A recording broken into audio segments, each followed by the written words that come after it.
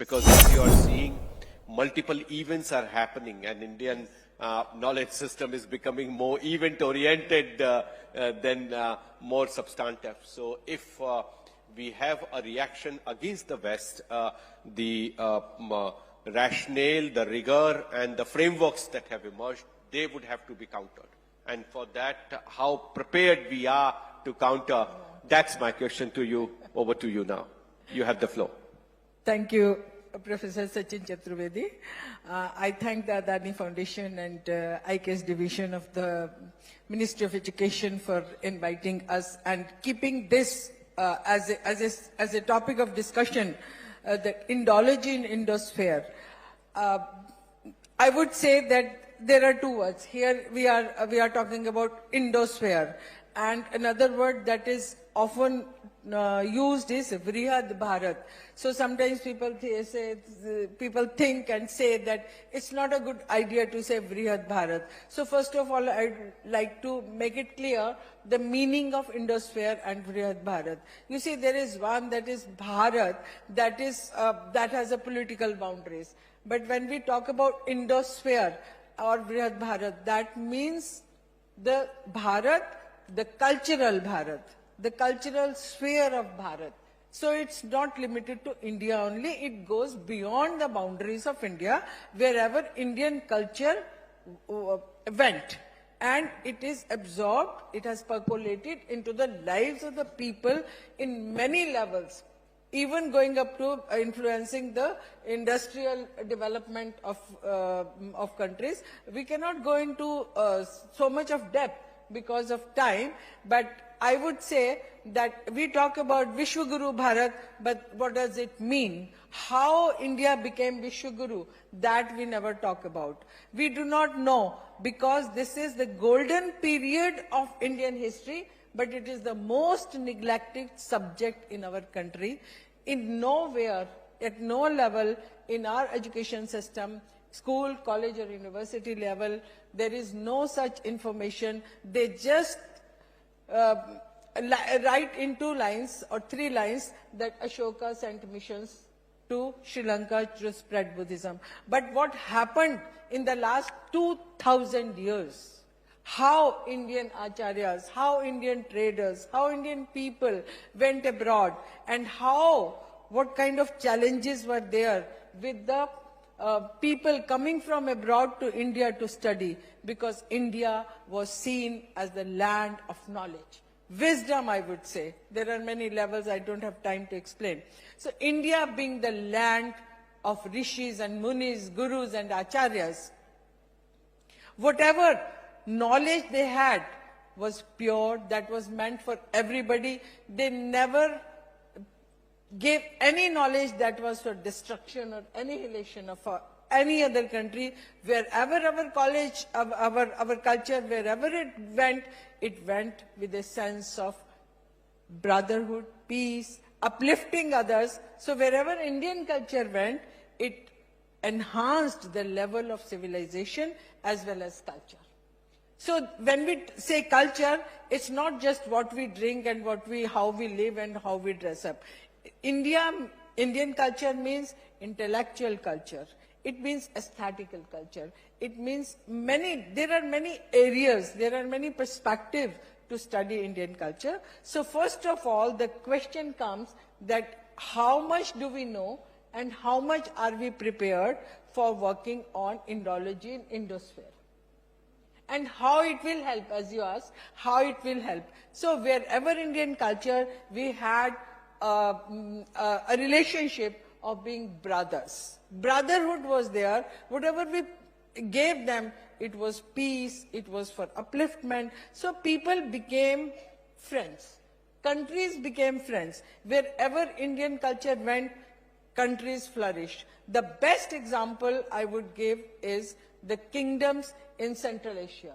When Indian culture was flourishing in the kingdoms of Central Asia, the kingdoms are flourishing because of many reasons. I am not going into the depth. But as soon as the Indian culture was destroyed, then it became a no man's land. Even China didn't know that Xinjiang, what was there, what was happening. That is why there were so many explorations in Central Asia, and so many countries went there, scholars, explorers, historians, they went there, they dug and took away so much of treasure from Central Asia. But now, today, if they invite people like us, they want to listen to us, understand their philosophy, understand their culture, but they don't permit to take the camera inside any of their structures. So how are we prepared? We are not at all prepared. Because we know nothing about this area.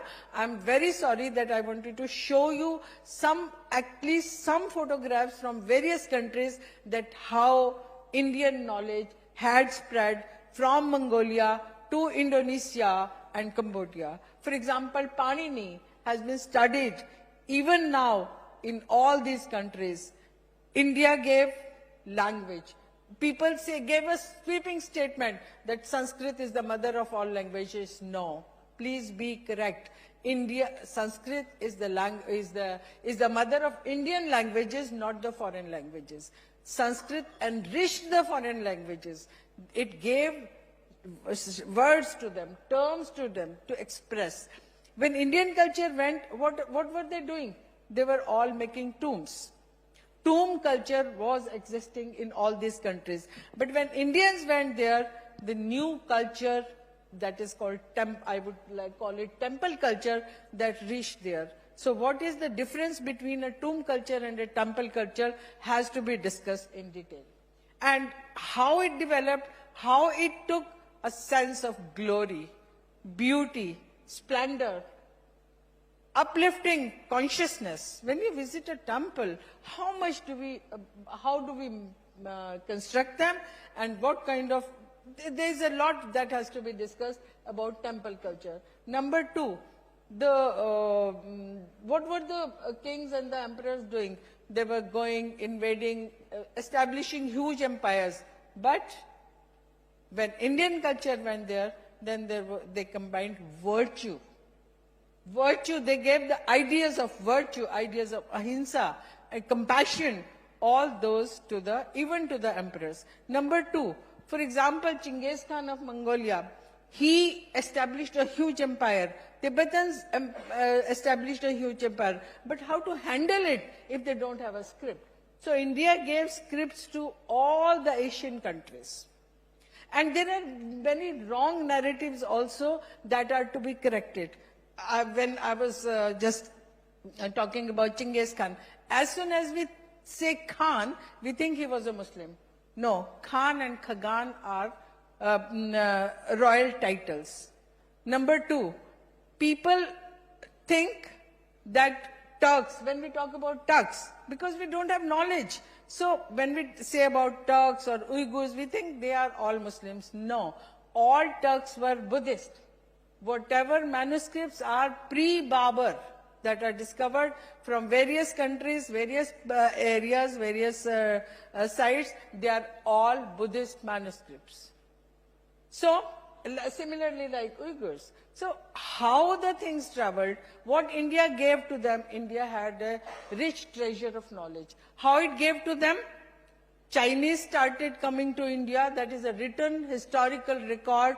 In 67 AD, first Sanskrit acharyas reached there, and a monastery was specially built for them for translation of a Sanskrit text. So it went on from around 1200, 1300 years, and today China has more than 3,000 Sanskrit texts translated into Chinese, and that is compiled as Tripitaka. When the Sanskrit text reached Tibet, there are more than 5,000 Sanskrit texts translated into Tibetan and also Mongol. And many of the texts are lost forever from our collections. We do not know about it. Who knows that on the Great Wall of China there still exists a Sanskrit inscription? Who knows that the first constitution of Japan was promulgated and it was Prana Pratishtha. First, the Prana Pratishtha was done with chanting of a Sanskrit mantra, Ushnish Vijayadharani. Who knows that there are more than 1,200 Sanskrit inscriptions in Cambodia? Sanskrit was a language of administration, not only in Cambodia, but in Xinjiang region also. We have discovered legal and administrative manuscripts from various sites in Central Asia in Prakrit. So we don't have time. That is the biggest problem. And it's a huge area to study. We are not prepared for it. We do not have good libraries. There are very few libraries in India where we can do this kind of research. Researches are almost, so many of my foreign friends, they ask, Shashi Bala, why no Indian comes to our universities to study this? Because we give a new perspective. We give a different kind of understanding.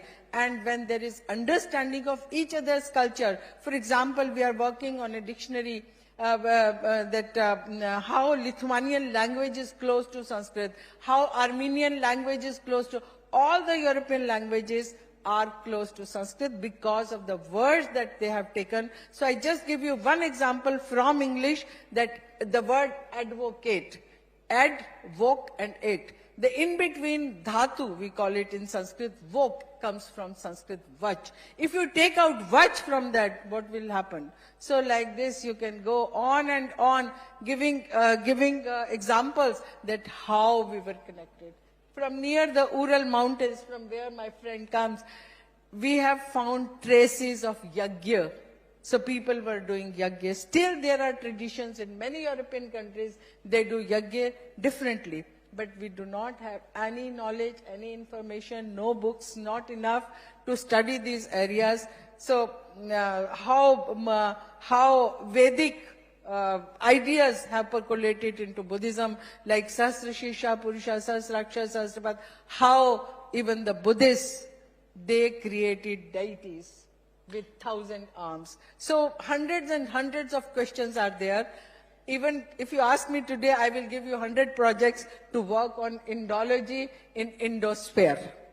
So it's the most neglected subject, and I request all my vice chancellors here and Gantiji here and the Adani Foundation that they should give support to all these subjects, this area.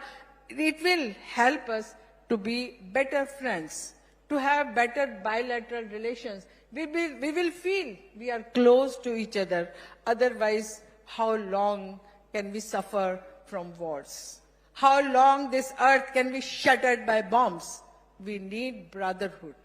We need understanding of each other. We need the philosophy of life, and that comes from the Sanskrit text, and that is the Indian knowledge system. Thank you. Thanks, Thank you. Dr. Shibala. I think today with Dr. Mala Kapadia's book and Jain Saab's book, I think we have made this first step that is needed to bridge this knowledge gap. At Nalanda, you would be glad to know this year we could admit students from 21 countries. And we have maximum number of students from Vietnam, 80 students from Vietnam. And we could also admit students from China, Indonesia, Sri Lanka, of course. So multiple nationalities are there. And I think this effort to bring in cultural connect with new modalities of engagement, I think are important. Sri Lanka is extremely important, sir. And your role in terms of understanding civilizational connect between India and Sri Lanka is something that Dr. Veerasange is of key significance in this whole debate. Professor Shashi Bala has raised some very important issues where India should focus. But how you see role of Sri Lanka, for instance?